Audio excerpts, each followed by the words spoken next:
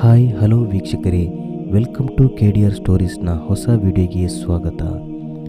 ವೀಕ್ಷಕರೇ, ಇವತ್ತಿನ ವಿಡಿಯೋದಲ್ಲಿ ಪ್ರವಾದಿ ಈಸಾ ನಬಿ ಅಲೈಹಿಸ್ಸಲಾಂ ರವರ ಬಾಲ್ಯದಲ್ಲಿ ನಡೆದಂತಹ ಒಂದು ಘಟನೆಯನ್ನು ವಿವರಿಸಿಕೊಡ್ತಾ ಇದ್ದೇವೆ. ಪ್ರವಾದಿ ಈಸಾ ನಬಿ ಅಲೈಹಿಸ್ಸಲಾಂ ರವರು ತನ್ನ ಬಾಲ್ಯದಲ್ಲಿ ಇತರ ಮಕ್ಕಳೊಂದಿಗೆ ಆಟವಾಡಿಕೊಂಡಿದ್ದರು. ಆಗ ಒಂದು ಮಗುವಿನೊಂದಿಗೆ ಈಸಾ ನಬಿಯವರು ಹೇಳಿದರು, ನಿನ್ನ ತಾಯಿ ನಿನಗೆ ಕೊಡಲಿಕ್ಕಾಗಿ ಮನೆಯಲ್ಲಿ ಏನು ತಯಾರಿಸಿಟ್ಟಿದ್ದಾರೆಂದು ನಾನು ಹೇಳಲೇ ಎಂದು ಕೇಳಿದರು.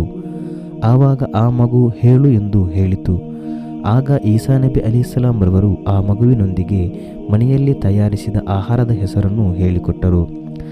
ನಂತರ ಮಗು ತನ್ನ ತಾಯಿಯ ಬಳಿಗೆ ಹೋಗಿ, ಅಮ್ಮ, ನೀವು ನನಗಾಗಿ ತಯಾರಿಸಿಟ್ಟಿದ್ದ ಆಹಾರವನ್ನು ಕೊಡಿ ಎಂದು ಕೇಳಿತು. ಆವಾಗ ತಾಯಿ, ನಾನೇನನ್ನು ತಯಾರಿಸಿಟ್ಟಿದ್ದೆಂದು ತಾಯಿ ಕೇಳಿದರು.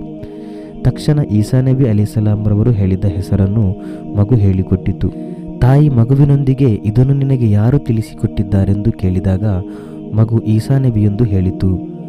ಹೀಗಿರುವಾಗ ಈಸಾ ನಬಿಯವರ ಬಳಿ ಮಕ್ಕಳನ್ನು ಆಡಲು ಬಿಟ್ಟರೆ ಮಕ್ಕಳನ್ನು ಅವನು ಹಾಳು ಮಾಡುತ್ತಾನೆಂದು ಜನರು ಹೇಳತೊಡಗಿದರು. ಅದರಂತೆ ರಕ್ಷಕರು ಮಕ್ಕಳನ್ನೆಲ್ಲ ಒಂದು ಕೊಠಡಿಯಲ್ಲಿ ಹಾಕಿ ಬಾಗಿಲು ಮುಚ್ಚಿ ಭದ್ರಪಡಿಸಿದರು.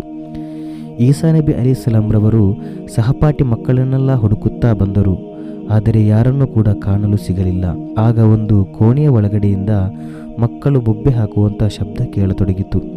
ಅದೇನೆಂದು ಈಸಾ ನಬಿಯವರು ಜನರಲ್ಲಿ ಕೇಳಿದರು. ಜನರು, ಅದರೊಳಗೆ ಮಂಗಗಳು ಹಾಗೂ ಹಂದಿಗಳು ಇವೆ ಎಂದು, ಅವುಗಳ ಬೊಬ್ಬೆ ಕೇಳುತ್ತಿರುವುದೆಂದು ಹೇಳಿದರು. ಆವಾಗ ಈಸಾ ನಬಿಯವರು, ಹಾಗಾದರೆ ಹಾಗೇ ಆಗಲಿ ಎಂದು ಪ್ರತಿಕ್ರಿಯಿಸಿದರು. ಏನಾಶ್ಚರ್ಯ! ಈಸಾ ನಬಿಯವರು ಹೇಳಿದ ಹಾಗೇನೆ ತಕ್ಷಣ ಕೋಣೆಯಲ್ಲಿರುವ ಮಕ್ಕಳು ಮಂಗ ಮತ್ತು ಹಂದಿಗಳ ರೂಪವಾಗಿ ಬದಲಾದರು.